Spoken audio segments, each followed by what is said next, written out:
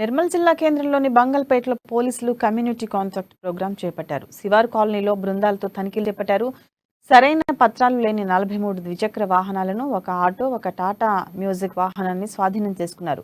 వాహనాలకు I security number ప్లేట్లు తప్పనిసరిగా అమర్చాలని డీఎస్పీ జీవన్ రెడ్డి అన్నారు.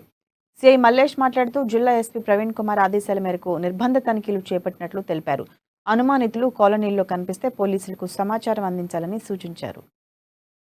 గారి ఆదేశాల మేరకు గౌరవ sub divisional police officer Jeevan Reddy sir గారి ఆధ్వర్యంలో Mahalakshmi Wada area Nirmal town police station community contact programme నిర్వహించడం జరిగింది. దీనిలో భాగంగా మహాలక్ష్మి వాడ చెందిన నంబర్ ప్లేట్లు సరిగా లేకుండా డాక్యుమెంట్స్, వాహన పత్రాలు, ధృవపత్రాలు ఏమి సరిగా లేని బండ్లు దాదాపు 60 వరకు సీజ్ చేయడం జరిగింది.